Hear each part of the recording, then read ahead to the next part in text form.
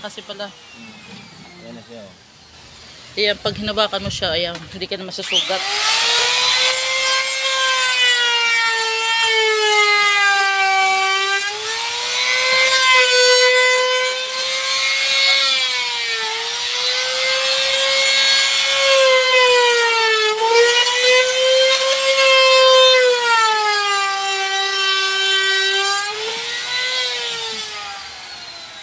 Ayan, yan.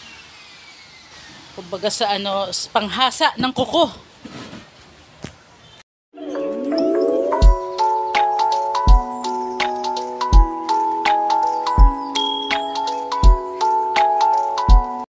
Ayan, hello mga ka-everything. This is Mama Rose Channel. Ito na naman po ang another episode ng ating soundbox maker. Ito po ang tinatawag na Turbo Mid-High 15. Ayan. I'm sure magugustuhan nyo to. You will love it. Kasi tingnan mo, ito yung harap niya. Ayan ang harap ng Turbo Mid-High. Ayan guys. Nakarita-ritaso pa siya, hindi pa siya nabubuo. So, ayan yung likod. Ayan yung likod.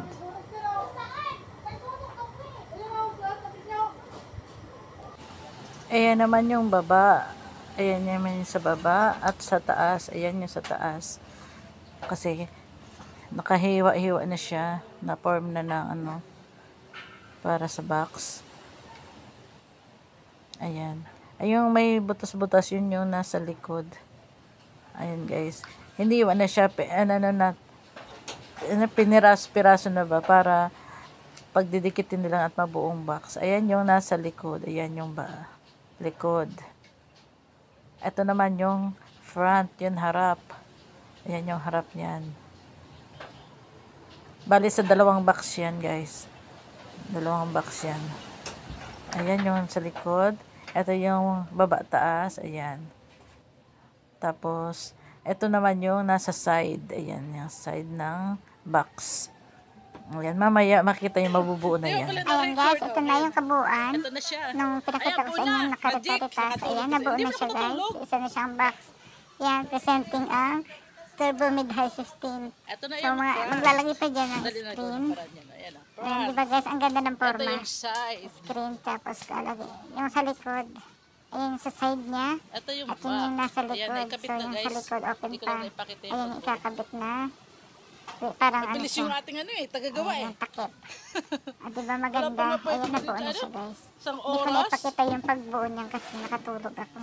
Nalimutan ko. May ano na, Ayan. may mga... Pakita ko na lang, madali lang kasi ikabit-kabit Sige, na gawa din pag ka dyan. nakarita-ritaso na yan. Dalawa na ang natapos. Ayan, okay na siya. So, Ito yung mga- kailangan na lang pinturahan. Ayan yung mga ginagamit ko ng mga ano, equipment. Ayan mga... Ayan, ginagamitin niya ng parang ano, yung tawag ito. Ayan, pinapakinis. Yung una kong pinakita sa inyo. Kasi magaspang yung ano niya, yung pagkat. Hindi siya mahawakan, masusugat ka kasi hindi pa siya makinis. So, yan yung tinatawag na, ang tawag pampakinis. Pang ano ng ano, mga gilid, ayan o. Yun yung maingay na lagi na naririnig sa live ko. Trimmer na. Ay, pan-trim. Pinipinan niya yung ano, para makinis pag hinawakan. Hindi siya makakasugat. Ayan, tapos.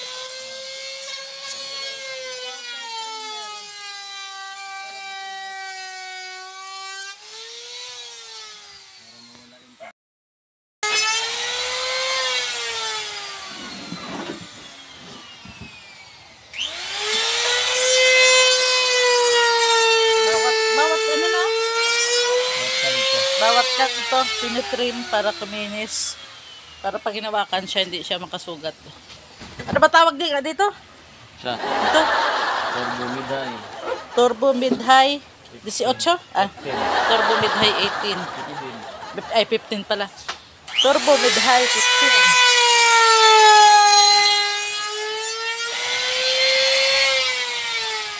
Kailangan nakamask kasi nagliliparan ang mga ano.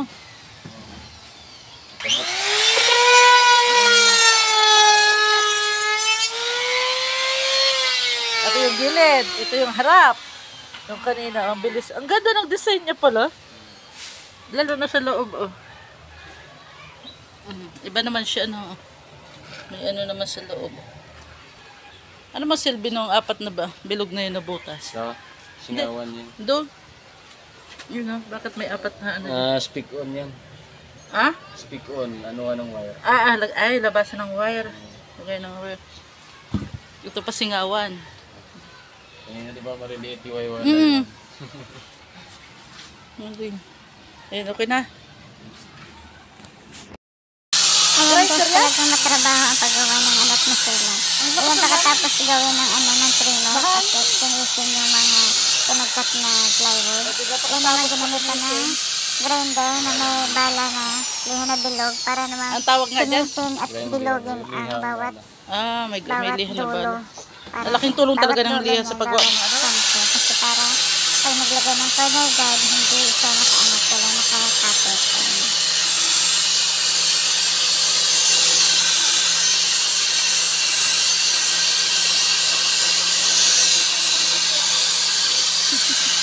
Kasi mag-ano ka eh.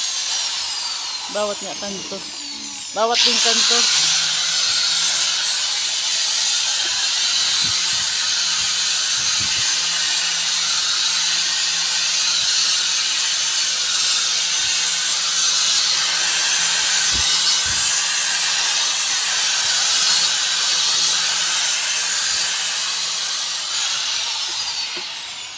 Binibilog yan dyan para Ayan ang result pala. Ayan, nakabilog na nga. paglagay ng corner guard, pasok. Pasok. Para sa corner guard pala itong mga dulo. Kasi kung ganito, Ay, hindi. Nga pala. nakaangat yung corner guard. Kailangan nakabilog siya. Binibilog pala siya ng grinder. Ayan. Ayan ang purpose pala niyan.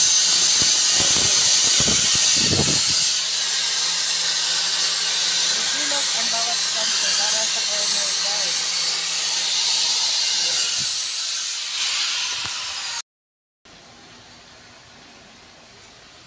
Ayan, may mamasilyahan na. May make-upan na. Di ba 5 minutes na kailangan? Dapat pala sa ano na lang yung pintura at saka. Hindi. Di ba? Ito papakita ko namin. Basta. Ayan, next step, pagka okay na at nakabit na lahat at napakinis na yung mga kanto, nabilog na at na-trim na ng maayos. Ayan, lalagyan na ng masilya para sa pagpipintura naman.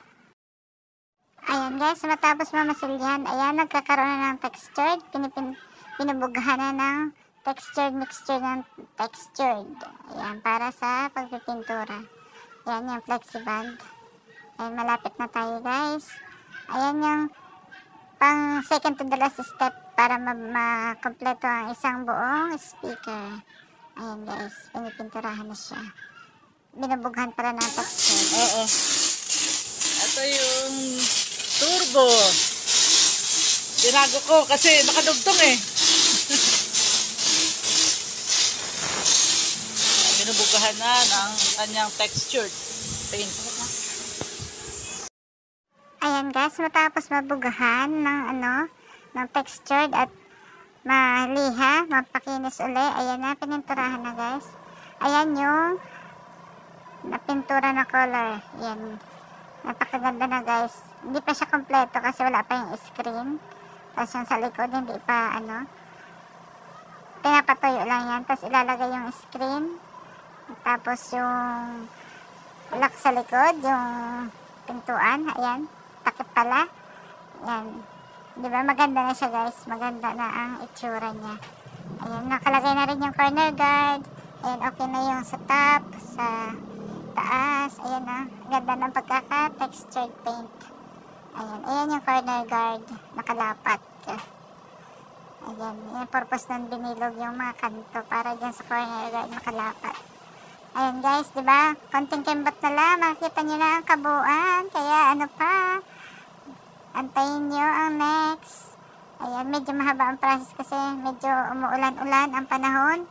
Kaya ayan. Ayan, may handle na din. Ayan, malapit na siya matapos guys. Ayan. Papakita ko sa iyo ang final product ng Turbo Mid-High 15. Ayan guys. O diba? Ang pakaselan gawin. Maraming Pero kung susundan yung step ko, magagawa niyo kung mahilig kayo gawa ng speaker. Ito na ang the final. Guys, ito na ang kagandahan ng Turbo Mid-High. Ayan, tapos na siya with screen. Finish na. Lalagyan na lang ng speaker. Ayan. May corner guard na. Ayan. Ayan na yung screen. Pinagkaroon na siya ng black. Ang ganda. Ang ganda, no? Ang ganda niya. Ito naman ang likod. Meron na siyang handle. Ito yan.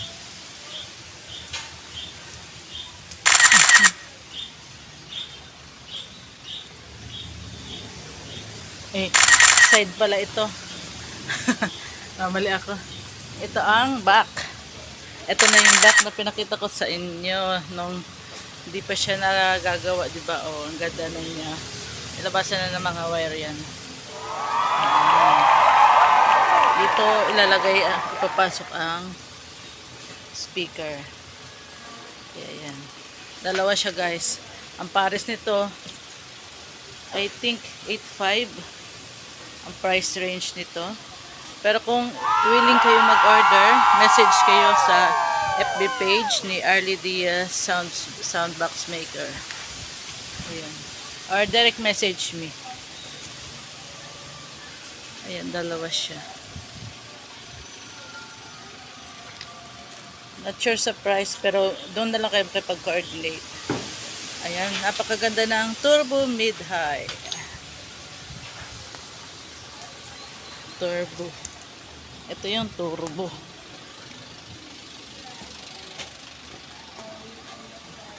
Ayan.